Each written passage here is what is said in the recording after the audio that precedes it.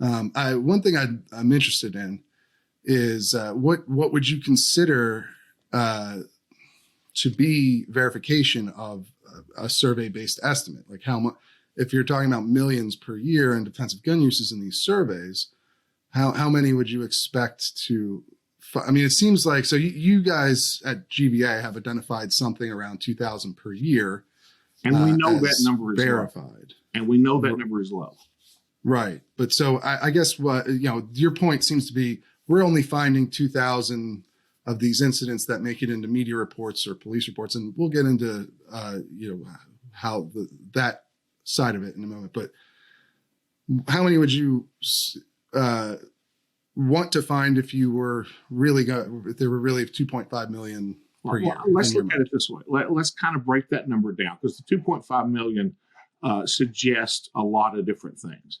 It suggests that there are 2.5 million. Now, Kleck and Lott both say, well, most of the time these are not reported.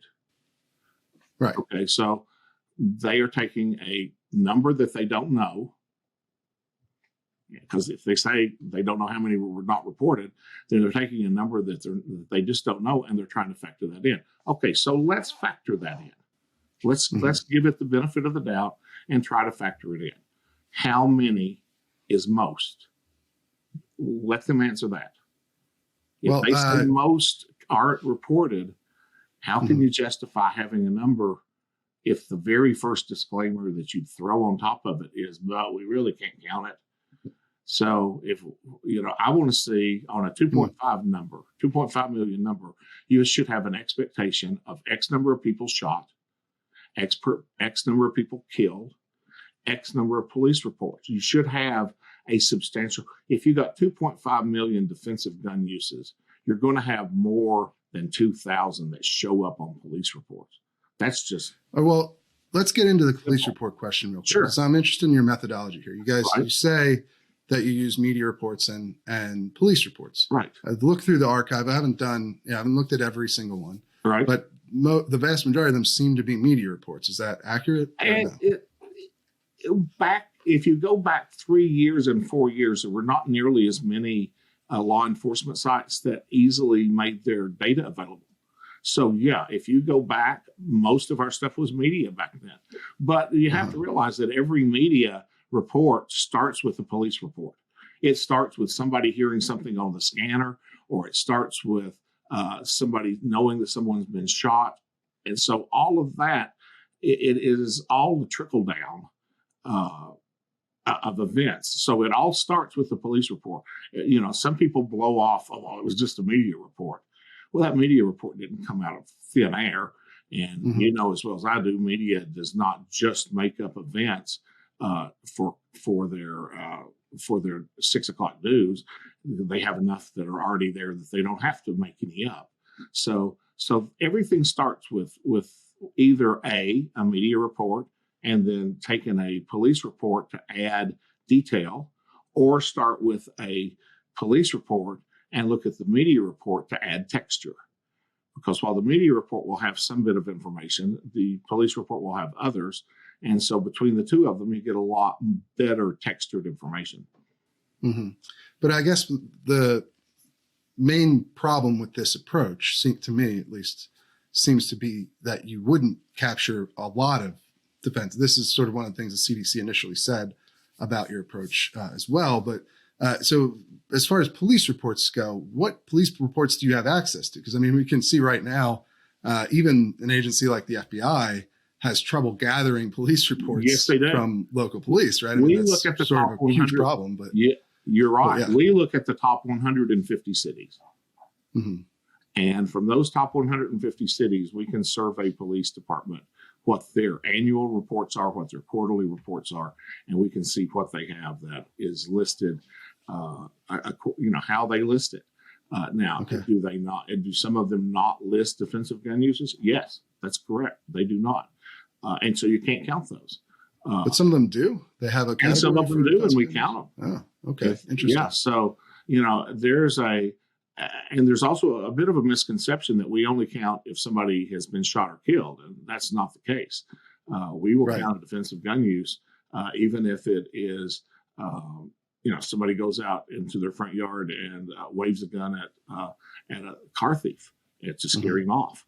Now, where I have a problem personally is the gun rights folks, and I apologize for clumping gun rights folks together. And we can talk about the statistics of that in a little bit. But the gun rights folks like to say that, most of these aren't reported.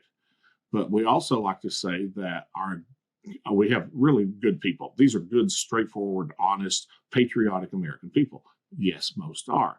So I'm befuddled when you have a person that is stealing cars and you have thought that it's sufficient enough of a threat to yourself, your family, or your possessions to present lethal force that you would then turn around and ignore calling the police. Basically, what you're saying is that, well, my problem's over. I got rid of it. He can go down the road and do whatever he wants. And that's a selfish move. And I just don't think I don't think it's accurate, which is why I don't think there's nearly as many we don't report it as some people like to say there are. Right. And this is, I have more trust in gun owners. I have a lot more trust in the honor and ethics of gun owners than to believe a majority of 2.5 million don't call the cops. And this was what I described as dismissive in my story, was this part of your described methodology. Sure. And let me explain why I view it that way. Because I understand where you're coming from as far as like, if you are in a situation where you fear for your life because someone is presenting a threat to you, you should call the police, right? That seems like a base level, obvious thing, right?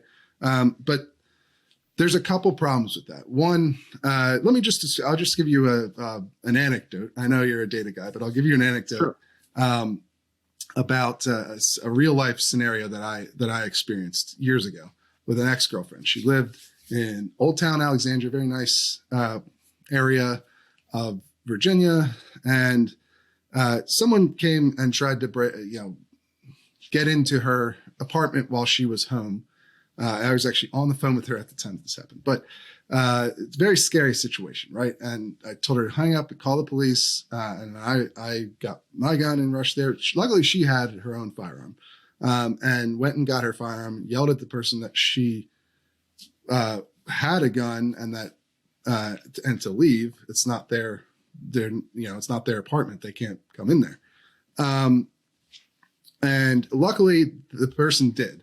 They ran off. The police came. She never saw. This was through she had a direct door to her apartment from the outside, and it was sort of a tinted glass or shaded glass, so you can't see in or out. But you can see that there's a person there, and you could hear them trying to get in. Called the police. Police came. Person ran off. No shots fired. I'm sure the police took some sort of report, but how does an incident like that end up in your database, for instance? Do you think it would? It would if the police document it correctly. If they document it only as a shots fired, no injury call. So there are no shots fired. Well, okay, but also do not mention the defensive use that it was a person that warned a bad guy that they had a gun and to please step away. If they warn them, then and that should be in the police report. And if it is, it's counted. That's the thing. But the interest in your anecdote is that the police were called. Sure. So that's a good thing. Yeah, certainly. And my anecdote, the police were called. Many times the police may not be called in a scenario like that because you don't have much, or they might not respond either if you call them after the fact. Sure. Because there's not much information to give them. You don't have a description of the suspect. Someone comes, I believe this is the scenario that CDC had put forth internally when they were discussing your, the concerns that you guys had. Somebody comes onto your property late at night. You don't necessarily get a description of them. You present a gun, tell them to leave, they leave. You call the police. What are the police going to do? I just am very skeptical that that would even end up in data that you can access